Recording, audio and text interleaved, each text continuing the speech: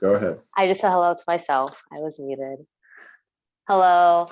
Good morning or good evening, good night, depending on the different time zones that are present in this Zoom call right now. But the Law and Society Honor Society is very happy to host Kyle Grimes. He is a former Jefferson. I don't know if it was Philly U at the time. No, it wasn't, right? It was still Jefferson Yeah, when it he was Philly graduated. U. Yep, Philly U. Oh, look at that. A former Philly U student who now is a successful entrepreneur in China. And today we're just going to feature a tidbit of his, I'm sure, quite exciting life. And the format is going to be pretty informal. We're just going to listen to him speak, any wisdom he would like to impart on us and future Jefferson graduates who are interested in taking a similar career path as him. We would love to hear about it. And then we will also have questions that we have prepared to ask him more specifically about his career path and just his life in general. So you can take away, Kyle, by introducing yourself, anything you'd like to add, just to let us know who you are a little bit. Sure. Hello, everyone. My name is Kyle Grimes. I was a Philly U graduate in 2012, business administration, and I minored in law and society. And I believe every single one of my law classes um, was taught by Professor Lane.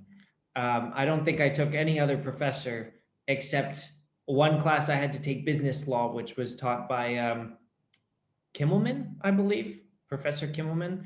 But anyway, so after I graduated in 2012, I was working, I was teaching swimming and teaching lifeguarding, but I wasn't really finding a career that I actually wanted, especially being a graduate in business administration. Um, a lot of people have BA degrees in business, so it or BS degrees in business. So it was kind of difficult to find something that was really great unless you had an MBA. So I decided to search for opportunities abroad to kind of take a chance to travel. I wasn't married, I didn't have kids, I didn't really have anything to hold me back in America. So I kind of jumped on the opportunity and I started researching and found that a great way to travel and make money was teaching English. So I decided to get certified in that. I found an online certification course. I took that and started looking for jobs, and here I am in China. Over the course of the years, I decided to get a master's in education and curriculum development. And that's what I'm doing now. I'm designing curriculums and programs for schools all around here, not the public schools, but private schools, and also international education companies as well. So not only are my clients in China, but they're also other places. So We're all that's saying, me. wow. Yeah, I'm impressed already. I knew a little bit from speaking to you over the past few weeks, but you really dulled down the story, I must say. You sold yourself short by a mile. So I think the first question I would like to ask, you mentioned that you sort of felt a little unfulfilled after graduation, perhaps a little lost. I think that's something that a lot of people who are like going to be new graduates, who maybe are new graduates currently, or just in life, it's not that hard to sometimes lose your way and feel a little uncertain. So can you talk more about like how you got through that and really anything that maybe kept you going or gave you motivation? Yeah, definitely. That's a great question. So, um, because I had a job at the time I graduated, and actually all through college, I had at least one job at any given time while I was in college. But at the time I was graduating, I wasn't really nervous about anything because I felt like financially stable. I mean, I wasn't rich or anything, unfortunately, but I I wasn't struggling and I wasn't really nervous, but it was a little bit discouraging that I wasn't really finding any position that I wanted. But I learned in that time that I was kind of looking for things that were just for the purpose of satisfying like a a normal cultural thing, which was pretty much you go to college, you graduate, you get a job, you have a career, you get 2 weeks off vacation per year, you get married, you have kids, and you get old and you die. And that's pretty much life. And for me, when I was graduating, that wasn't really, I found that that wasn't really the direction that I wanted to go in. So even though it was a little bit unsettling because it was new and I didn't really know anybody who had done this before, not personally, it was definitely kind of a leap of faith type thing. But I feel like once I made the decision to go abroad and I came abroad, I had a huge support system with meeting all kinds of foreigners from back home and meeting new people from other places in the world. And it really wasn't as daunting as it kind of might seem for you guys, or at least how it seemed when I was in that position.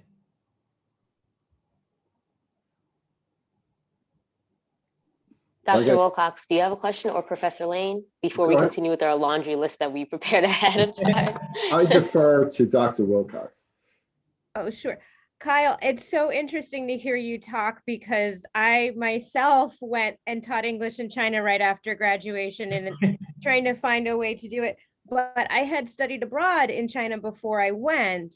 And so I already had some language training, and I was going back. And I have many friends who were sort of in your situation where this was a completely new experience. What did you find most challenging about that? And what did you find most rewarding? In some ways, I was almost jealous of people who kind of, and in awe of going somewhere completely new and just jumping in and succeeding.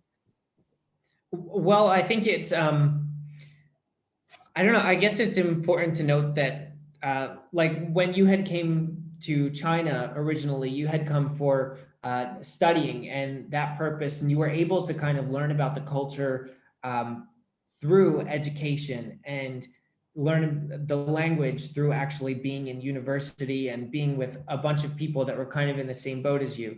And I was in that same situation, except not in the educational aspects. Like I was a student. Mm-hmm. I had that support system from similar people who also came here just to teach. Maybe they took language courses, but they weren't really full-time university students.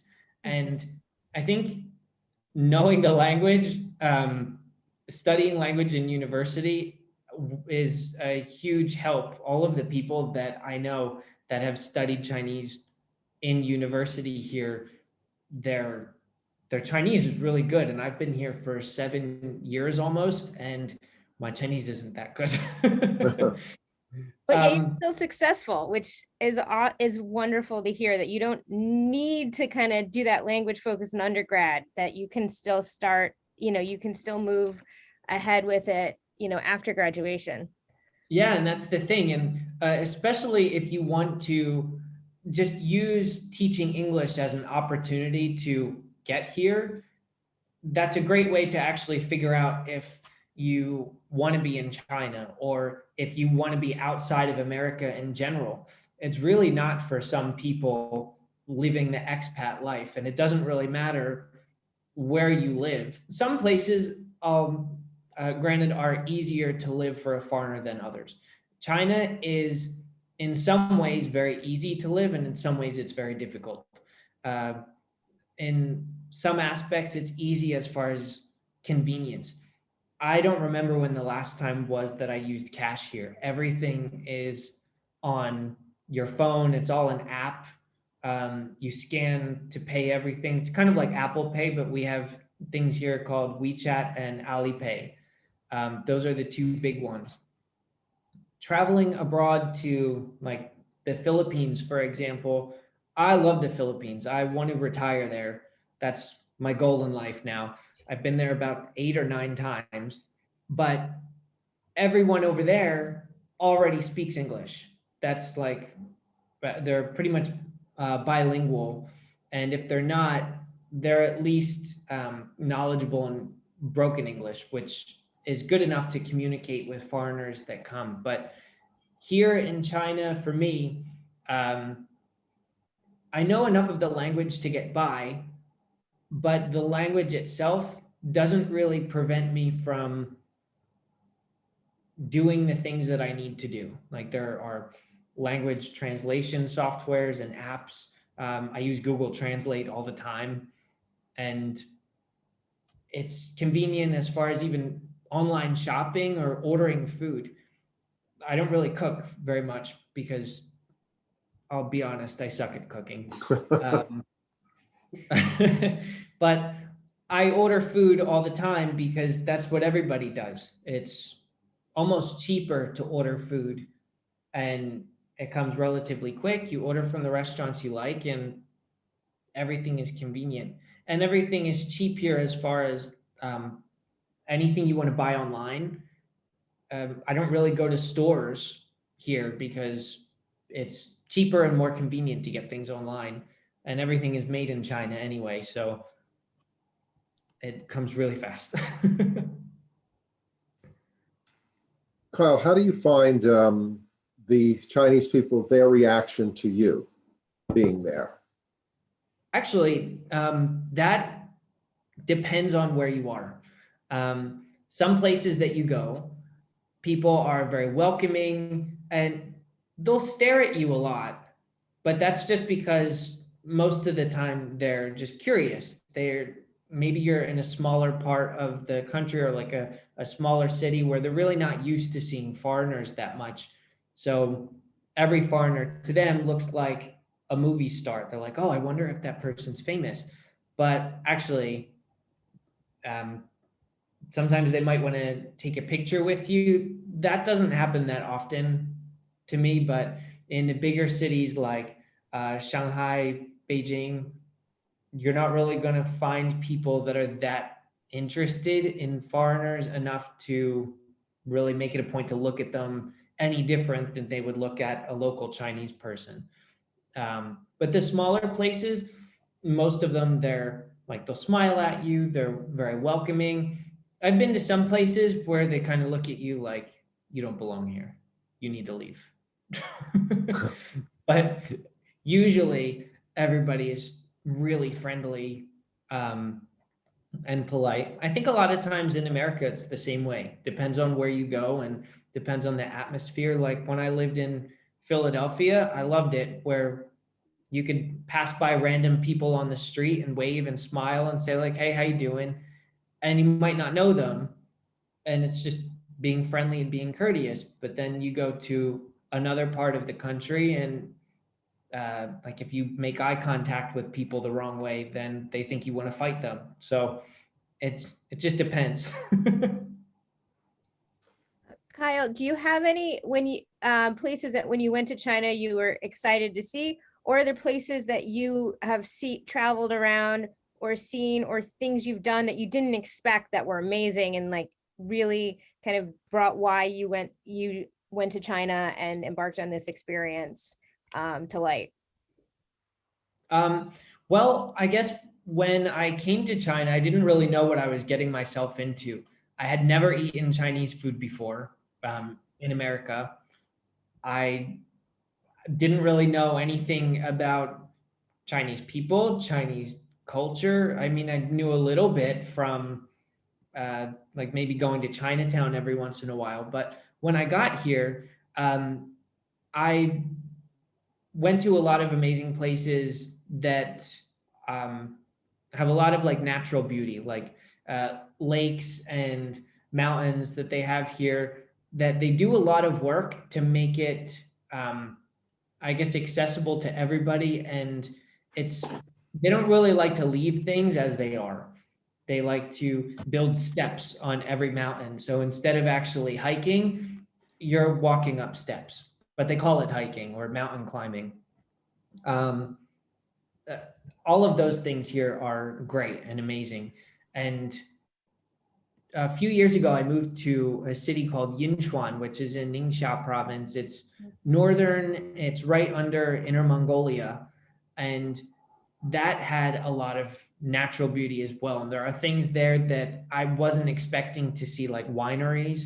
And let's see, they had this, what was it called? Shisha film studio or something. It was like a replica of a lot of famous places in China, but they were miniature, so they can actually shoot movies there. It was really amazing to see. And there are all these types of little places that are less popular than things like the Great Wall of China or the Forbidden City or things like that, that both places which I haven't been to, by the way. But I saw the Terracotta Warriors in Xi'an and all of the museums that they have there as well. Those types of things are really interesting. And I think if you come here to just travel in China, it's really important, I think, beforehand to have a really great mapped out plan of what you want to do and when you want to do it, because China is so big and has so much that you can't really see all you want to see in 10 days, for example. Like, you need to come here. If you want to go to the Great Wall, great, you go to the Great Wall. But if you want to go see the pandas in Chengdu, you're going to have to plan for travel time and a lot of your time getting from one place to another, or a lot of time in your trip will be traveling. So it's much easier to see a lot of those things if you live here. But I guess that's anywhere you live too. Back to Ben. Yes. So I would like to know about your transition from English to your business that you're doing now. I believe you said you either have or you're getting a master's in curriculum development. Correct? I already got that. I got that in 2016. So you have it, yes. Yep. And you use that to kind of jumpstart your career. So can you tell us about like the transition between teaching English and basically being a business owner? Yeah, so like I had mentioned before, for years, I was teaching swim lessons and teaching lifeguarding. So I was already an educator for a long time. And even though it's not an educator in like a K through 12 school or something, it was still a teacher to some respect. And I always felt like I had like a knack for understanding the way people learn and education in general, like kind of getting points across and getting people to accomplish goals and learning how to make goals. And when I first came here, I was teaching in a training center, which, by the way, I was not satisfied with at all. But after that year, I decided that I would much rather be helping education on a broader scale rather than one classroom at a time. I'd rather be able to help the school itself develop as far as their educational quality and what they're teaching and how they're teaching it and what their goals are and how to make their students be as successful as they can be in their program. So after my first year in China, I actually went back to America for 5 months and went back to teaching swimming while I kind of figured out really what I wanted to do and what my next move was going to be. I knew I wanted to get back into being abroad. So while I was finding the right job for me, I decided to find an online master's degree for curriculum development. And I did that through Concordia University, Portland. And they had a great program, but apparently they're closed now. Like, I think they got swallowed by just Concordia University somewhere. I'm not sure. But I took the program and I actually was studying for the majority of my second job in China. So I came back to a city called Haimen. You heard that correctly. And that's actually where I adopted my dog. He's, oh, there he is, Cooper. Yeah. Okay, great. His name is Cooper. He's a Chinese field dog. That's what the vet told me. So As far as my transition, that's pretty much it. Is I kind of knew that I wanted to be outside of the classroom, but still involved in education. And I found a new job after I graduated, which was academic managing and curriculum designing. So it was great. At that point, I graduated. I found a job that actually they found me, um, and offered me a position that was kind of really what I wanted to do. And I've stuck with that ever since until I opened my own company and decided to leave my last position. And now things are great. Again, still not rich, but uh, I'm happy. I'm much happier being able to work for myself and work independently. It's almost kind of freelancing, I guess, if you want to call it that. Um, so I do curriculum design, educational development, and also I do audio recording as well, like book narration or mostly educational audio. So I kind of do building the program itself for education, but also building educational materials and content. Kyle, your story shows one of patience, and I have a lot of students who they get a lot of anxiety that when they graduate, that's their career for the rest of their lives, and if they don't have it figured out, there's tremendous amount of stress. You didn't feel that from what you've said, and I want you to talk about that patience of developing a career instead of walking into it immediately. Well, I think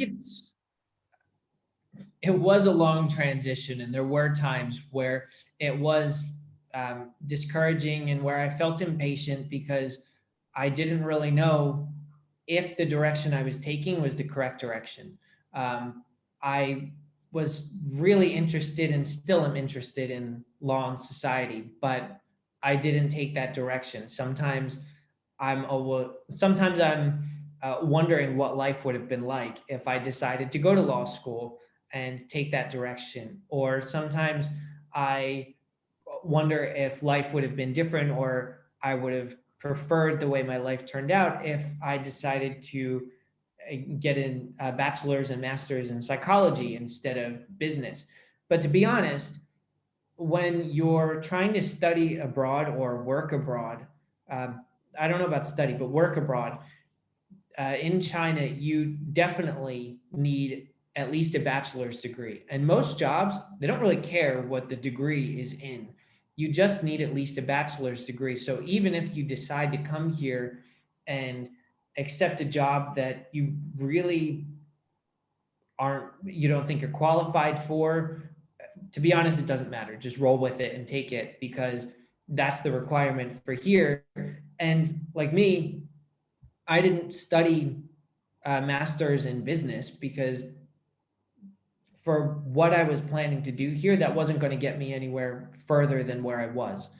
I had to make a decision to change what I wanted to do, which was get a master's in education. And I think an important point to note is that a lot of people think that if your master's or your bachelor's is in business, then you kind of are stuck with business. Or if your bachelor's is in education, for example, then you have to stick with education. And that's not really true. All schools and universities are different. They offer different programs, they have different accreditations, and it does take a lot of time to research what school and what program is the best for you, but you can always change directions. And the sooner you find out that you're kind of unhappy with a choice you made, there's nothing you can do about that choice you've made. The only thing you can do is learn from it and decide what the best course of action is for your future. So for me,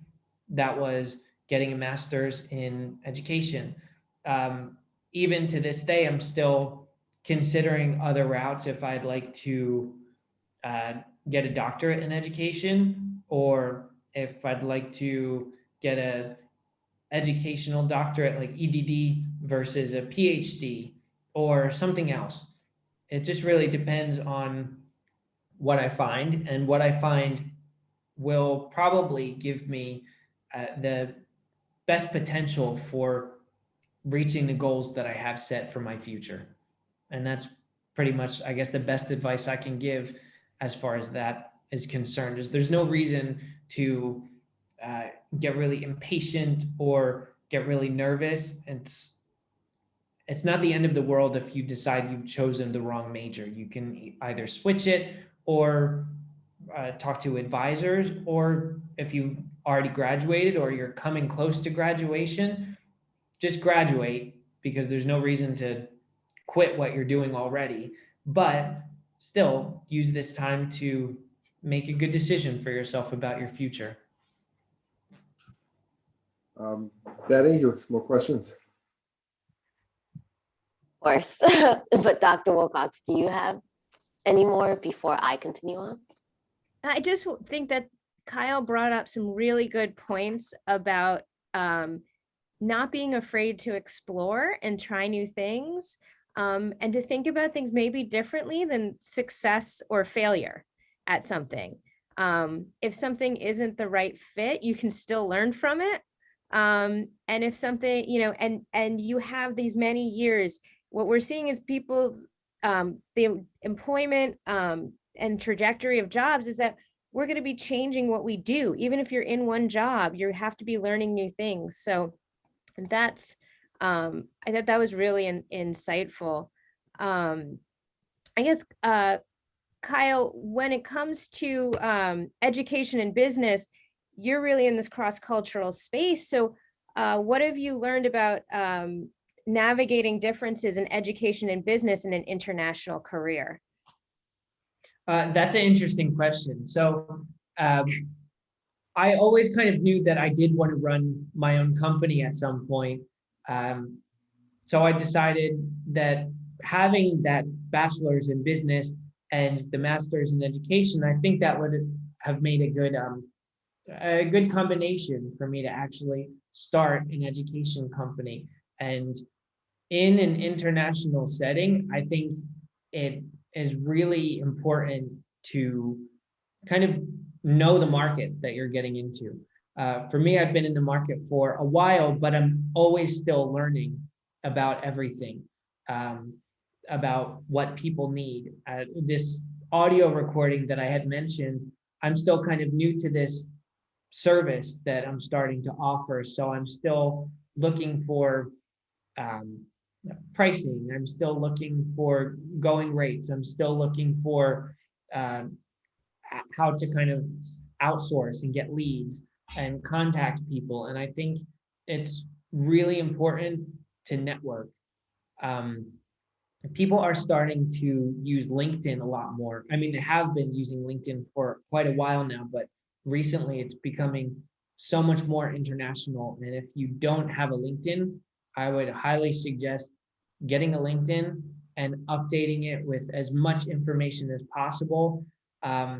If you go on Allison or Coursera or something and you get certifications, even if you think it's not that great, put it on there, because all of the things that you have done and that you're knowledgeable about, that's going to go really far. And I think for me, that's one of the things that has been really helping is getting those extra side certifications, because people can go, potential clients can go to my LinkedIn and they can see that I actually have knowledge and coursework done in educational psychology.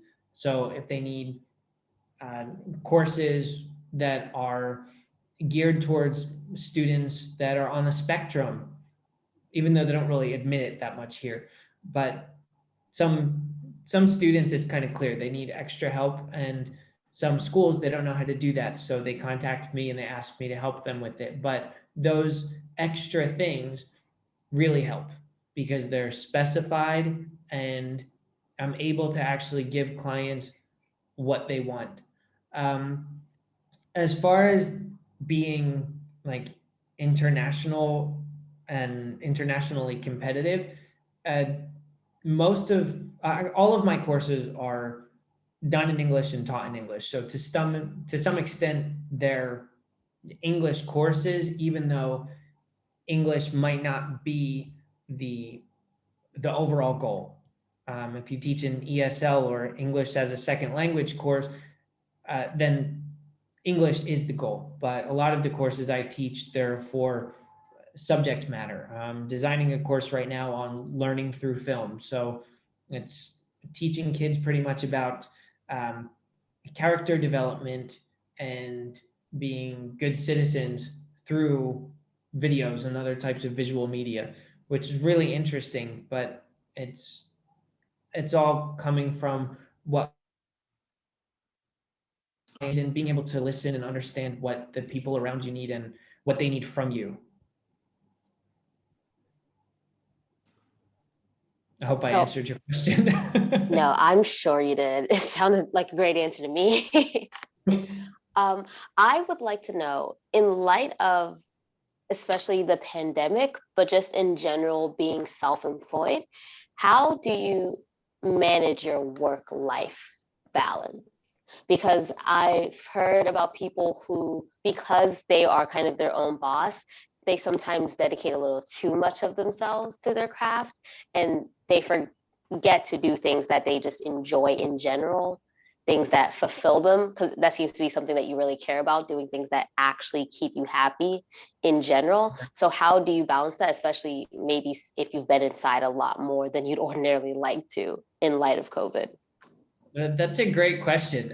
To be honest, my company was just starting when the pandemic was just starting to get really bad. I almost didn't make it back into mainland China. I was on vacation in the Philippines when all of the borders stopped closing. But luckily, I was able to find my way back into mainland China and be able to start.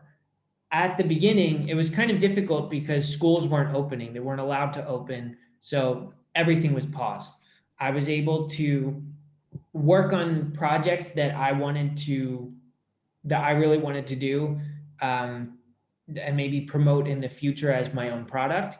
But during that time, everything was pretty much closed here. So there wasn't a whole lot of fun things to do, I guess, except pretty much watch Netflix and go on Facebook and research maybe online programs if I wanted to advance my education. I took a lot of certification courses during that time.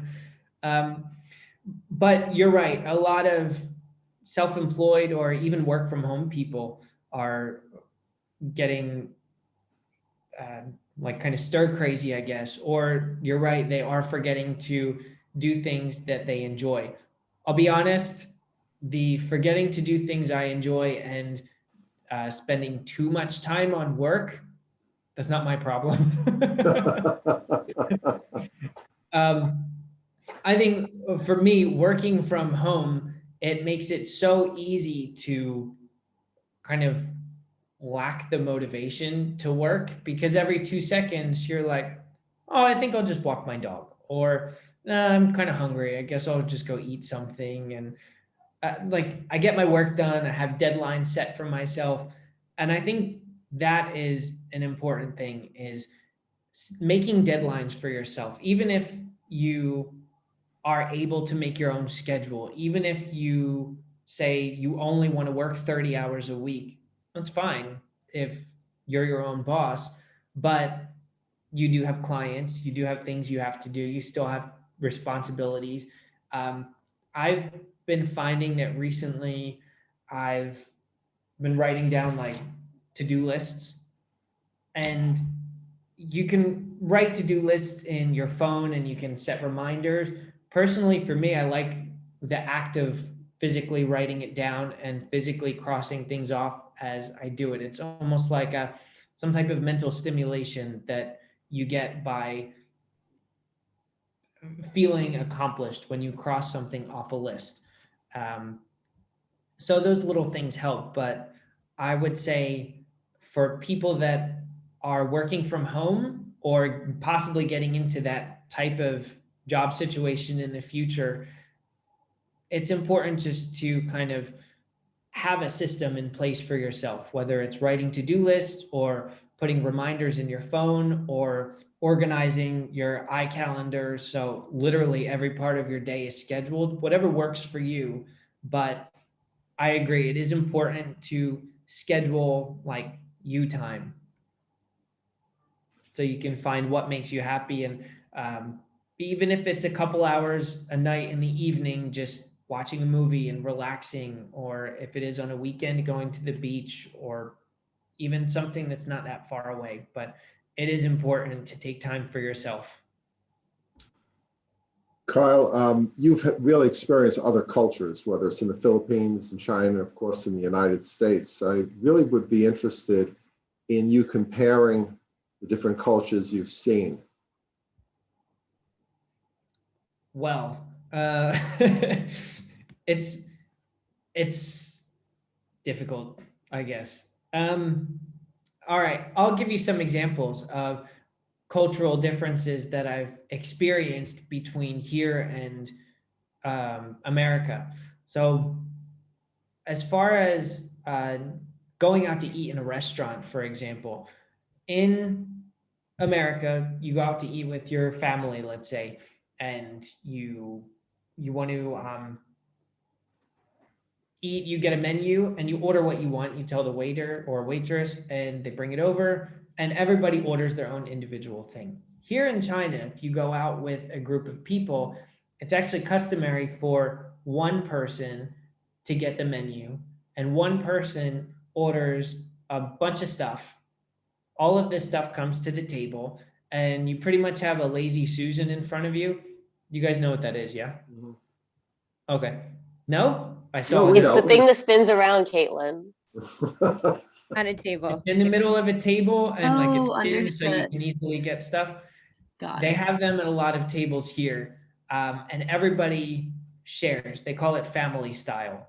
So personally, I don't really like it. I think it's kind of gross when people use the chopsticks that they're eating with to pick at other things. I make them use spoons. But so that's like a little cultural difference in eating. As far as work is a huge one. The company atmosphere here is completely different and the attitude towards work is completely different.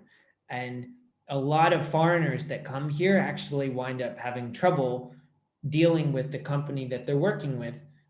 Both sides are always frustrated because when we come here and sign a contract with a company, everything is as black and white as we can make it. However, there are a lot of gray areas that most people, when they're new here, they don't realize that they need to look out for. But again, also at the end of the day, contracts are a little bit loose here.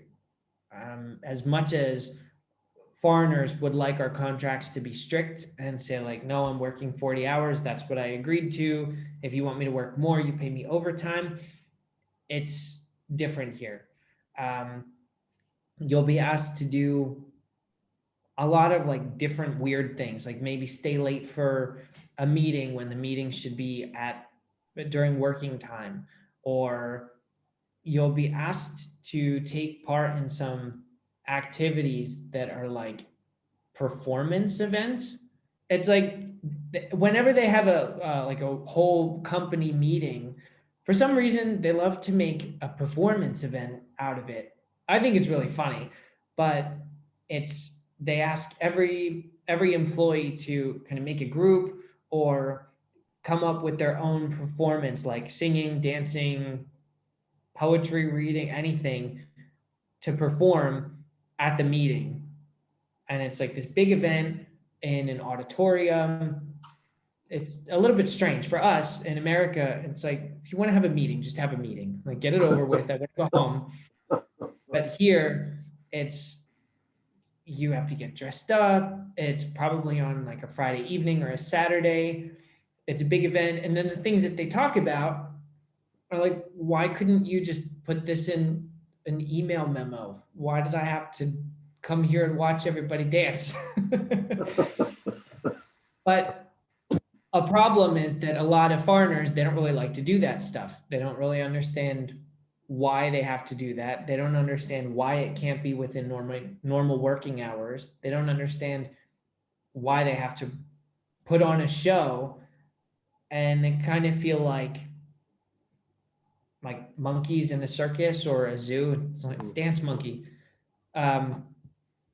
But it's just something that's different. It's like a little thing that doesn't really make a difference, but it makes people uncomfortable. And I think the difference here is that employees here are used to being put in uncomfortable situations, but are not vocal about it. Even if they don't agree with something, they'll kind of shut up because they want to do a good job. They want to be a great employee in their boss's eyes. Whereas foreigners were like, I'm not doing that.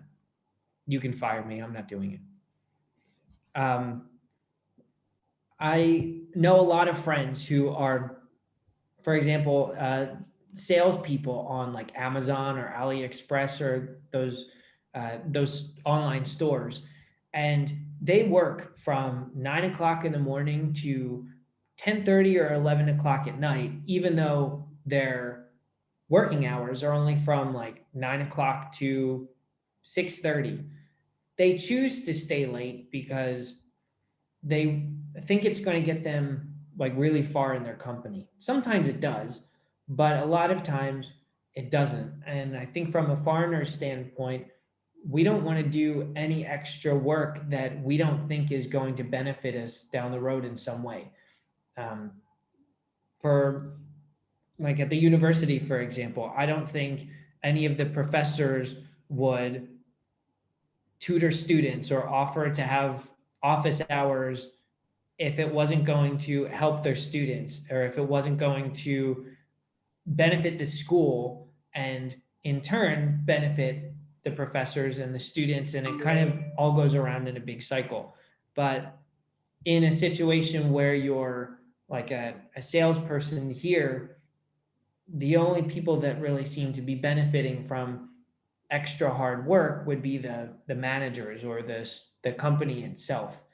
And I think that's a cultural difference. When I ask my friends, why do you work so much? What is it getting you? Are you getting a promotion? Are you getting raises? Are you getting paid overtime? No, it's just I want to be successful. Okay, how are you going to do that? Well, I think I need to work harder and sell more. I'm like, okay, but you've been working overtime for I don't know how long. Have you really made that much progress where you think you're going to be much more successful? Well, no, but I still have to try. Okay, good luck. So we're coming to the ends because we have to prepare for another event. Does anyone have one last question they'd like to ask? I actually just had one quick closing question. So as Professor Lane and Dr. Wilcox are aware, I was planning to study abroad for spring semester. As well, I feel gypped too. And believe it or not, I've never left the country before. So as someone who is now living abroad, assuming that you feel this way, why do you find it most important for someone like me who has yet to experience a country other than the US to do so at some point of their lives? To be honest, from what I see of most of my friends and family, not most of my friends and family, but a lot of them, especially since things with the like COVID and Trump and BLM and everything that's been going on recently, you really start to see how closed-minded some people are. And it's actually quite a shame because the world does not exactly share the same opinion all the time that like the media in America do. So it's so important, I think, to be able to experience different cultures and be able to talk to people from different cultures to open your mind a little bit and even through communicating with them, kind of get to understand what goes on in their country or their city, and see what they think of certain cultural or social issues that even have been happening recently. Because again, like I said, it is a shame, but it seems like so much of America right now is so closed-minded. And I think that would change if more people took opportunities to experience and kind of open themselves up to hearing other opinions and seeing other viewpoints. And I'm not saying that like everything in China is correct and everything that the way that they think is correct. They have completely different views on even me, and I'm here. But there are a lot of things that happen in America that I'm like, what are you people doing? I sometimes I don't want to tell people I'm American, because if I do, I've had some experiences here where they're like, oh, where are you from? I'm like, America. They're like, oh, it's really strange. But I'm not ashamed to be American, but I'm kind of a little dissatisfied with some things that have been going on.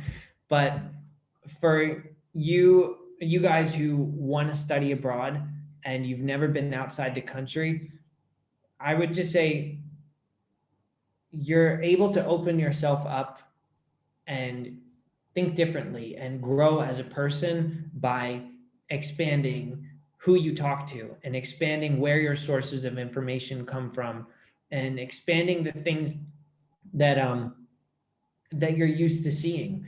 A lot of my friends and family in the place where I grew up in the Poconos, they're there still. They've never left. Maybe they go on vacation every once in a while, but they're diehard mountain people. And I couldn't stay there. I can't do that. I needed to leave. But there are so many awesome places in the world, and I haven't been to a lot of them yet. And I'm still so excited to go to Europe, especially.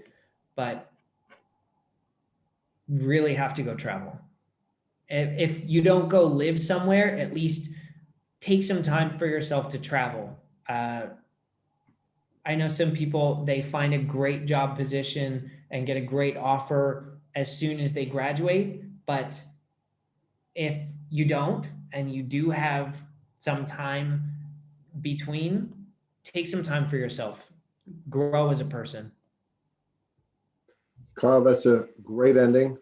I want to thank you so much for this amazing podcast, which I'm sure the Thank you for study having abroad me. office will be using a lot, taking a lot of quotes from, because you really were that terrific. And I want to say this on the air. Man, I'm so proud of you. You have grown so Yeah, much thank you. in the 9 years, really. So, round of my man, Kyle. Take care, man. Be Thanks, safe. guys. Bye-bye It now. was nice meeting Thank you all. you. Thank you for having me. Thank you so Yeah, much. have fun at your KTV, right? Have a Oh,